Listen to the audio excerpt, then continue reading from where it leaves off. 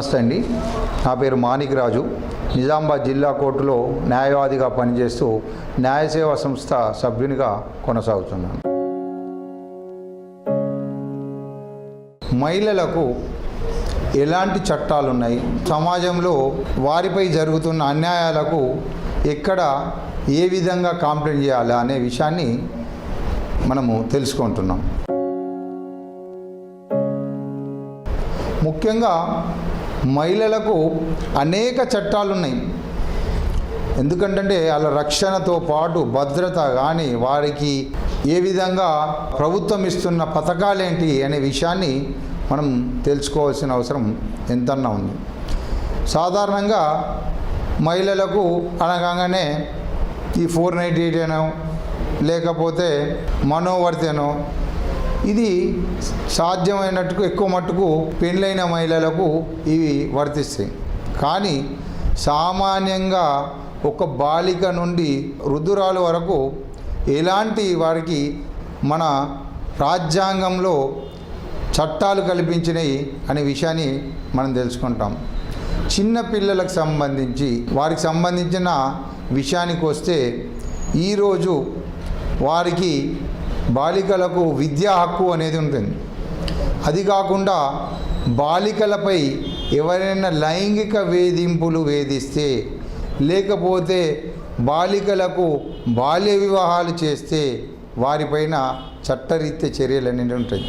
మనము ఇదివరకు కూడా బాలికలకు సంబంధించింది ఎవరైతే బాల్య వివాహాలు చేస్తే అంటే 18 సంవత్సరాల లోపున్న బాలికలకు బాల్య వివాహం అనేది చేస్తే అంటే పెండ్లి అనేది బాలికలకు 18 సంవత్సరాలు, అదే పురుషులకైతే 21వ సంవత్సరం వరకు పెండ్లి చేయదనేది ఒక నిబంధన మన చట్టాల్లో ఉంది.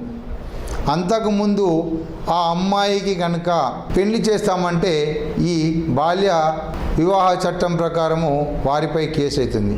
అది కాకుండా 18 సంవత్సరాల లోపు ఉన్న అమ్మాయి పైన ఏ వ్యక్తి అయినా కానీ లైంగికంగా వేధిస్తే పోక్సో చట్టం అనే ప్రకారంగా వారికి ఈ మధ్యకాలంలో వచ్చిన బాలికలకు సంబంధించి ఇది చాలా భద్రత రక్షణపరమైన చట్టం ఇది. కానీ కొంతమంది దీన్ని కూడా మిస్యూజ్ చేయడం అనేది కొన్ని సందర్భాల్లో జరుగుతుంది.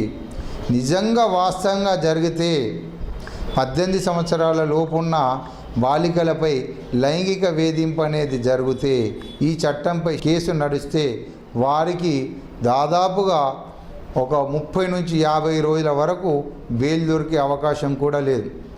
కానీ రీసెంట్లీ నేను ఒక కేసులో చూసిన చిన్నదానికి కూడా ఒక అమ్మాయిని 5 సంవత్సరాల అమ్మాయిని 8 సంవత్సరాల అమ్మాయిని పక్కింటి ఆయన ఏదో చెంపగిల్లితేనో ఏదో చిన్న లాంటి కార్యక్రమాన్ని కూడా బాలిక లైంగిక వేధింపులని ఆ యొక్క అమ్మాయి పైన ఈ విధంగా చేసిండని దానికి ఒక కథలాగా అల్లేసి ఇలాంటి చట్టాన్ని మిస్యూజ్ చేయడం అనేది జరుగుతుంది. కానీ నిజంగా ఈ పోక్సో చట్టంలో కనుక మనం ఒక్కసారి చూస్తే అమ్మాయి వచ్చి ఒక్కసారి కోర్టులో నాకు ఈ విధంగా అన్యాయం జరిగిందని చెప్తే వేరే సాక్షులు ఎవ్వరు కూడా అవసరం లేకుండా శిక్ష పడే అవకాశాలు ఎక్కువగా ఉన్నాయి.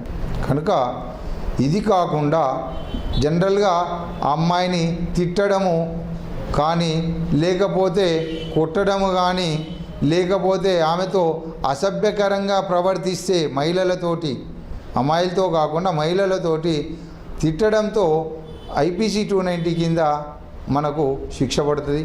అదేవిధంగా వాళ్ళని కొట్టడం అనేది జరిగినప్పుడు నీకు జనరల్ చట్టాలు ఏవైతే 323, 324, 325, 326 ఇవన్నీ కూడా జనరల్ వ్యక్తులతో పాటు మహిళలకు కూడా రక్షణ అనేది ఉంటుంది.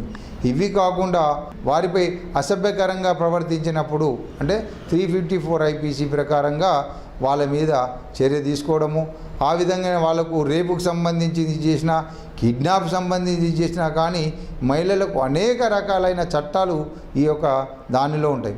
కానీ కొంతమంది 354 విషయంలో కూడా దయచేసి దాన్ని సక్రమంగా ఉపయోగించుకోవాలి. ఎందుకంటే కొంతమంది చిన్న గొడవల్లో కూడా మా భార్యనో మా అమ్మనో మా చెల్లినో మా అక్కనో ఈ విధంగా అతను చెయ్యి బట్టి లాగడము అది చేయడం అని చిన్నదానికి జరిగిన సంఘటనకు సంబంధం లేకుండా ఇలాంటి కేసులు ఇంకా పెట్టినప్పుడు వాళ్ళు విచారణలో వచ్చినప్పుడు చాలా వాళ్ళు బాధపడాల్సి వస్తుంది. కనుక మనము ఒరిజినల్గా జరిగిన దాన్ని ఖచ్చితంగా న్యాయం జరుగుతుంది. జరగని దానికి ఇంకా జరిగినట్లు సృష్టిస్తామంటే నిజ నిర్ధారణ జరిగేటప్పుడు న్యాయమూర్తి ముందు నిజంగా జరిగిన మహిళ తన యొక్క హావభావాలను ఖచ్చితంగా జడ్జి గారి ముందు చెప్పడం అనేది జరుగుతుంది. జరగని మహిళకి ఇంకా హావభావాలను సృష్టిస్తామంటే ఆ యొక్క న్యాయవాదుల ముందు కానీ లేకపోతే ఆ కోర్టులో ఆ యొక్క యాక్టింగ్ చేసినప్పుడు ఆటోమేటిక్గా వాళ్ళు బయటకు వచ్చే అవకాశం ఉంటుంది. కనుక ఈ చట్టాన్ని మీరు 100% సద్వినియోగపరచుకోండి. నిజంగా జరిగిన వాళ్ళు సద్వినియోగపరచుకోండి. కానీ దీన్ని ఉపయోగించి ఎదుటి మనుషులని భయపెట్టించేసి వాడిని జైలుకు పంపదామనే చర్యలకు ఎట్టి పరిస్థితుల్లో మీరు పాల్పడ్డదని నా యొక్క మనవి. అదేవిధంగా మహిళలకు సంబంధించి రేప్ విషయంలో కానీ కిడ్నాప్ విషయంలో కానీ వాళ్ళకు రక్షణకు చట్టాలున్నాయి.